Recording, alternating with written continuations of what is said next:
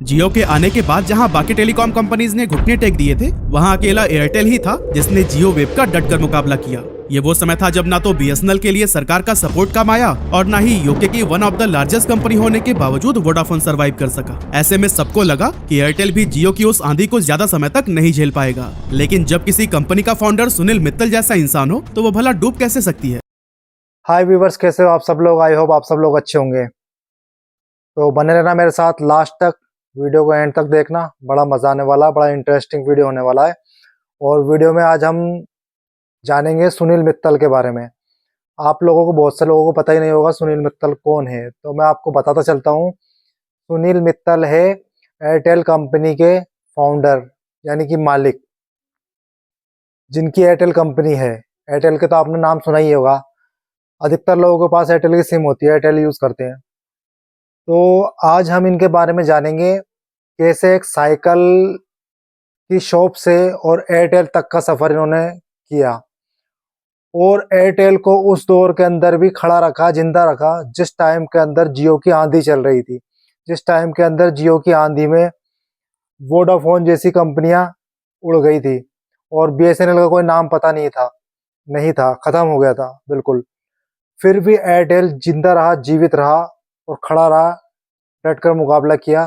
तो करते हैं वीडियो स्टार्ट, देखते हैं। जब किसी कंपनी का फाउंडर सुनील मित्तल जैसा इंसान हो तो वो भला डूब कैसे सकती है। साइकिल के पार्ट्स बेचने से लेकर जनरेटर सेल करने और टेलीफोन असेंबल करने तक उन्होंने अपने संघर्षों को पार कर जो मुकाम हासिल किया, वह किसी भी इंसान को मोटिवेट कर सकता है। तो चलिए आज हम जानते हैं सुनील मित्तल की वो इंस्पिरेशनल स्टोरी, जो न केवल एक बिजनेस टाइकून बनने तक की है, बल्कि उस जज्बे और संघर्ष की भी है जिसने एयरटेल को आज इस मुकाम तक पहुंचाया।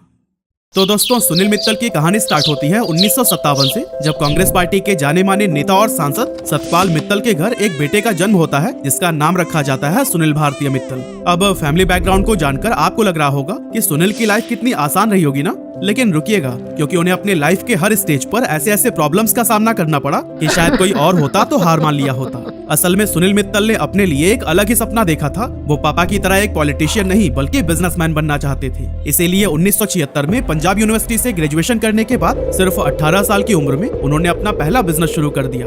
और पता है वो भी किस चीज का बिजनेस? बहुत छोटे लेवल पर बाइसिकल पार्ट्स बेचने का। और इसके लिए भी उन्होंने अपने पिता से 20,000 रुपए उधार लिए थे। अब यह सुनील मित्तल का पहला बिजनेस था। ऐसे में ना तो उन्हें मार्केट की सही जानकारी थी और ना ही कॉम्पिटिटर्स की, इसीलिए शुरुआत में उन्हें काफी डिफिकल्टीज फेस करनी पड़ी। लेकिन धीरे धीरे उन्होंने बिजनेस की बारीकियों को समझना शुरू कर दिया, जिससे थोड़े ही टाइम बाद उन्हें इस इंडस्ट्री की डीप अंडरस्टैंडिंग हो गई। लेकिन अब उन्हें यह भी अंदाजा हो गया था कि इस काम में मार्जिन बहुत कम है और ग्रोथ की अपॉर्चुनिटीज भी काफी लिमिटेड। ऐसे में ये बिजनेस उनके सपने को उड़ान बिल्कुल भी नहीं दे। ऐसा मौका उनके हाथ लग गया जिससे वह फिर से सक्सेस की ओर बढ़ने लगे। असल में जापान की कंपनी सुजुकी अपने पोर्टेबल जनरेटर्स को इंडिया में बेचने के लिए किसी लोकल इंपोर्टर की तलाश में थी और फिर इसी मौके का ही फायदा उठाने के लिए सुनील मित्तल ने सुजुकी के साथ में पार्टनरशिप कर ली और उसके जनरेटर्स को इंडिया में भी इंपोर्ट करके बेचने लगे, लेकिन सिर्फ 1983 तक, क्योंकि 1983 में इंडियन गवर्नमेंट ने पोर्टेबल जनरेटर्स के इंपोर्ट पर बैन लगा दिया था ताकि इंडिया में इनके प्रोडक्शन को बढ़ाया जा सके। और सुनील मित्तल ने सोचा कि क्यों ना फॉरेन जाकर कोई दूसरा बिजनेस किया जाए। इसी इरादे के साथ वो ताइवान पहुंचे,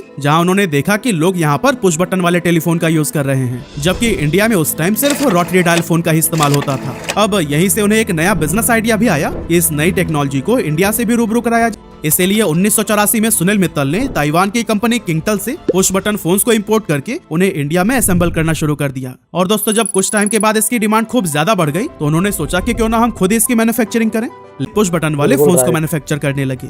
1990s तक सुनील मित्तल ने अपने बिजनेस को डाइवर्सिफाई करते हुए फैक्स मशीन्स, कॉर्डलेस फोन्स और दूसरे टेलीकॉम इक्विपमेंट भी मैन्युफैक्चर करने लगे। इसके बाद आया 1992, जो कि सुनील मित्तल के लिए एक बहुत ही बड़ा टर्निंग पॉइंट साबित हुआ।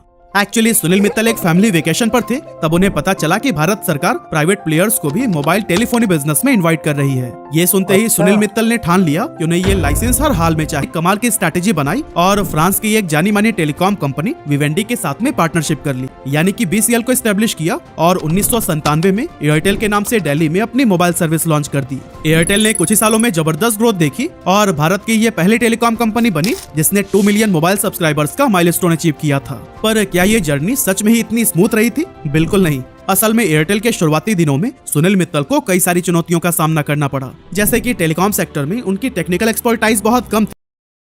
तो व्यूवर्स, ये थी पूरी वीडियो।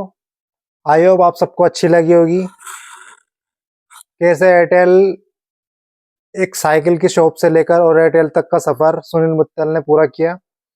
हमारे चैनल को सब्सक्राइब करें, इस वीडियो को लाइक करें, शेयर करें, कमेंट करें।